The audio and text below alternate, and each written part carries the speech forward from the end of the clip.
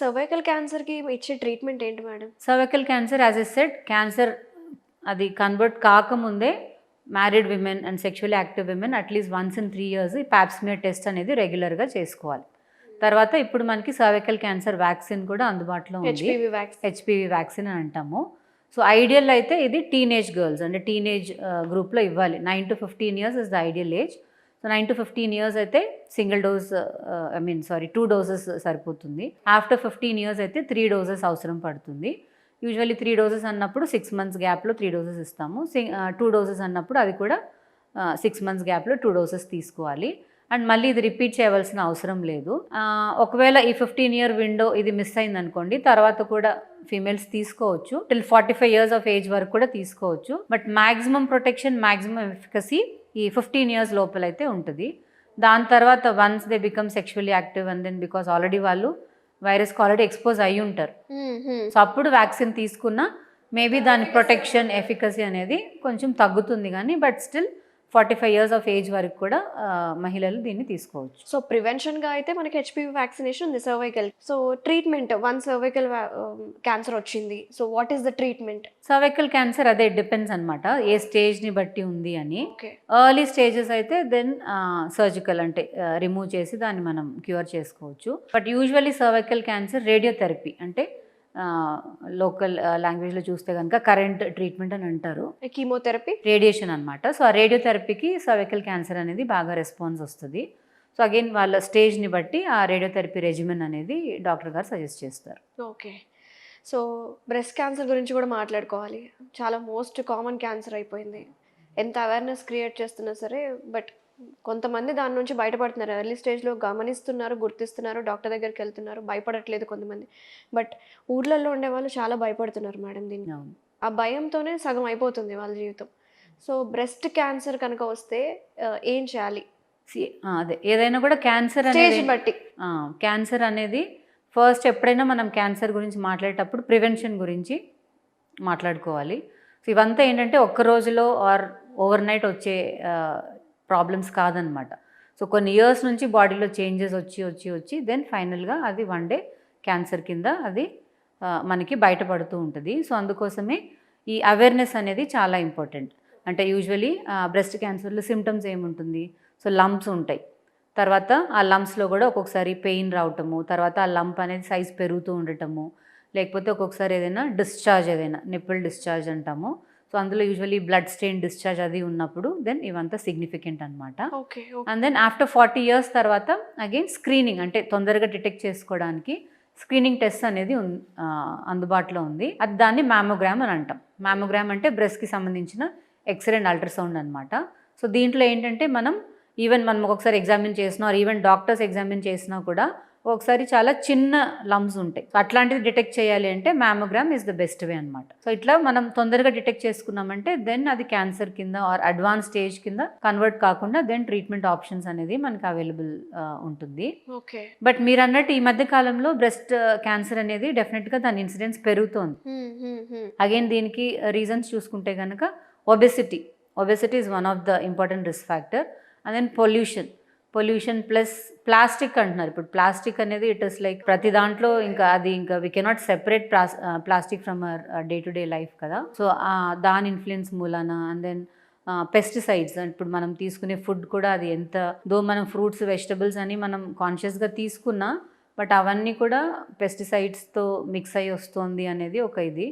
So దాని మూలాన ఏమవుతుంది అంటే దెన్ ఈ క్యాన్సర్స్ రిస్క్ అనేది ఈ మధ్య పెరుగుతోంది. ఇంక ఇవన్నీ దూరం పెట్టాలంటే ఇంట్లోనే పండించుకోవాలి, ఆర్గానిక్ ఇంట్లోనే చేసుకోవాలి.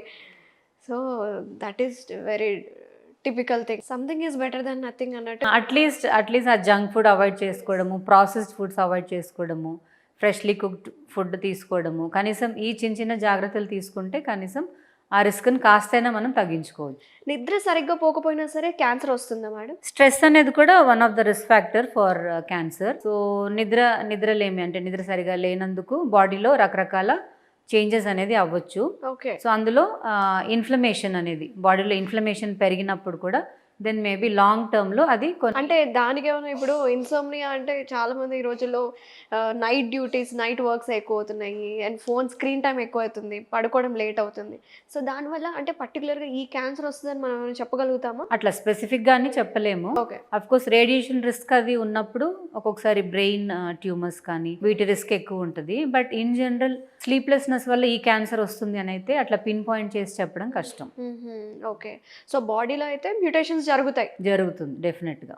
సో బ్రెస్ట్ క్యాన్సర్‌కి తగిన ట్రీట్మెంట్స్ ఏమున్నాయి? బ్రెస్ట్ క్యాన్సర్ కూడా మనం ఎర్లీగా డిటెక్ట్ చేసామనుకోండి, జస్ట్ ఓన్లీ ఆ క్యాన్సరస్ టిష్యూ ఆ లంప్ని తీయడము, లేకపోతే ఇంకొంచెం అడ్వాన్స్ స్టేజ్లో ఉంది అనుకుంటే ఇంకా ఎంటైర్ బ్రెస్ట్ రిమూవ్ చేయడము, దాంతోపాటు కీమోథెరపీ, రేడియోథెరపీ ఇలాగా రకరకాల ట్రీట్మెంట్ ఆప్షన్స్ ఉంటాయన్నమాట. సో బేసిక్గా ఏంటంటే మనం ఏ స్టేజ్లో డిటెక్ట్ చేస్తున్నామో అండ్ అది ఏ రకమైన క్యాన్సర్ దాన్ని బట్టే ఏ క్యాన్సర్కైనా ట్రీట్మెంట్ అనేది డిపెండ్ అయ్యి ఉంటుంది. ఓకే.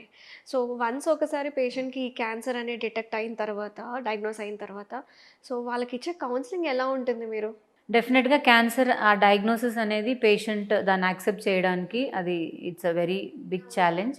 అండ్ దెన్ చాలా వాళ్ళు సైకలాజికల్గా కూడా బాగా డిస్టర్బ్ అవుతారు. సో వాళ్ళకు ఒక్కసారిగా చెప్పడం కన్నా కూడా సో మేము కొంచెం టైం తీసుకుని సో ఇది situation because at some point వాళ్ళు దాన్ని అండర్స్టాండ్ చేసుకోవాలి. Hmm. What they are dealing with ఆ డయాగ్నోసిస్ ఏముంది అనేది డెఫినెట్గా పేషెంట్కి అయితే అది at least at some point of time వాళ్ళైతే దానికి బికాజ్ వాళ్ళ ట్రీట్మెంట్కి రావాలన్నా అసలు వాళ్ళకి ఏముంది అనేది ఫస్ట్ వాళ్ళు అర్థం చేసుకోవాలి కాబట్టి సో అదొక బిగ్ షాక్. డెఫినెట్గా వాళ్ళకి అది one of the biggest shock of their life. హ్మ్. సో దానికోసం కౌన్సిలింగ్ అనేది చాలా ఇంపార్టెంట్ అనమాట. సో ఫ్యామిలీ సపోర్ట్ సిస్టమ్ ఉండాలి, అవసరమైతే సైకలాజికల్ కౌన్సిలింగ్ సెషన్స్ కూడా హెల్ప్ అవుతుంది. Okay. Okay. And then that is how we disclose అనమాట. అసలు చాలా డిప్రెస్ అయిపోతూ ఉంటారు కదా మరి. డెఫినెట్గా ఇంకా ఫ్యామిలీ లేని వాళ్ళ పరిస్థితి చూసుకుంటే ఇంకా చాలా ఘోరంగా ఉంటుందేమో. డెఫినెట్గా సపోర్ట్ సిస్టమ్ అనేది చాలా అవసరం అనమాట. కమింగ్ టు ఎండోమెట్రియల్ క్యాన్సర్, ఇది ఎందుకు వస్తుంది అసలు? ఎండోమెట్రియల్ క్యాన్సర్ అనేది యూట్రస్ క్యాన్సర్ అనమాట. యూట్రస్ లైనింగ్ని ఎండోమెట్రియల్ క్యాన్సర్ అని అంటాము. సో ఈ ఎండోమెట్రియల్ క్యాన్సర్కి అగైన్ రీజన్స్ చూసుకుంటే కనుక family history and then genetic factors, తర్వాత మెనోపాజ్ తర్వాత ఎప్పుడైనా ఎస్పెషలీ బ్లీడింగ్ అది అయినప్పుడు దెన్ దాన్ని కొంతమంది నెగ్లెక్ట్ చేస్తూ ఉంటారు. మెనోపాజ్ అంటే ఇప్పుడు 45 years తర్వాత 1 year పీరియడ్ రాలేదనుకుంటే దాన్ని యూజువల్లీ మెనోపాజ్ కింద కన్సిడర్ చేస్తాము. సో ఒక్కొక్కసారి ఆ 1 year బ్లీడింగ్ ఆగిపోయి తర్వాత మళ్ళీ మేబీ కొన్ని ఇయర్స్ తర్వాత మళ్ళీ కొంతమందికి బ్లీడింగ్ అనేది కనిపిస్తుంది. బట్ కొంతమంది మేబీ అంటే ఇగ్నోరెన్స్ అని అనుకోవచ్చు, or lack of knowledge, or ఒక్కొక్క రకమైన భయం, డాక్టర్ దగ్గరికి వెళ్ళాలి అన్న ఒక భయంతో వెయిట్ చేసింది. ఏదో అట్లా ఏదో రకరకాల అపోహలతో ఏమవుతారంటే వాళ్ళు డాక్టర్ దగ్గర వెళ్ళరు.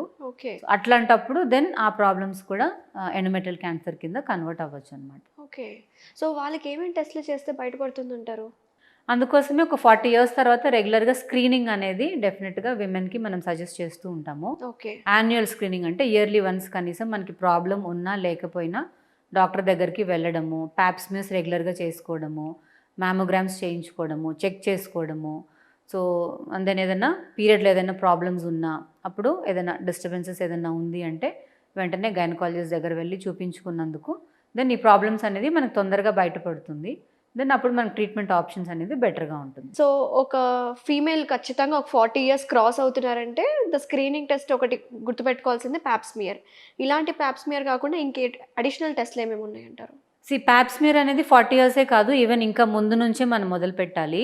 మ్యారేజ్ అయ్యాక ఆఫ్టర్ 3 years నుంచి ఈ ప్యాప్స్మియర్ టెస్ట్ అనేది రెగ్యులర్గా 3 years వన్స్ వాళ్ళు చేయించుకోవాలి till the age of 65 years current recommendation. Okay. Okay. But 40 years తర్వాత అడిషనల్గా ఇంకా బ్రెస్ట్ స్క్రీనింగ్ కూడా మనం మొదలు పెట్టాలి. అదే ఫ్యామిలీ హిస్టరీలో ఏమైనా బ్రెస్ట్ క్యాన్సర్స్ అది ఉందనుకోండి, ఈవెన్ ఇంకా ఎర్లీగా కూడా మనం ఈ బ్రెస్ట్ స్క్రీనింగ్, బ్రెస్ట్ చెకప్స్ అనేది మొదలు పెడతాము.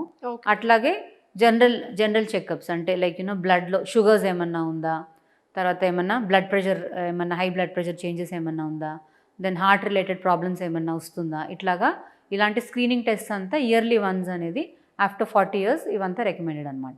Okay. So Pap smear for cervical cancer. Endometrial క్యాన్సర్కి కూడా ఇది ఎండోమెట్రియల్ క్యాన్సర్ అనేది ఇట్ ఈస్ ఓన్లీ అంటే మనకి ఏదైనా పీరియడ్లో డిస్టర్బెన్సెస్ ఉంది అట్లా అన్నప్పుడు స్కానింగ్ అది చేస్తే దెన్ ఆ రిలేటెడ్ ప్రాబ్లమ్స్ మనకు తెలుస్తూ ఉంటుంది. Okay. Okay. So coming to the life style madam.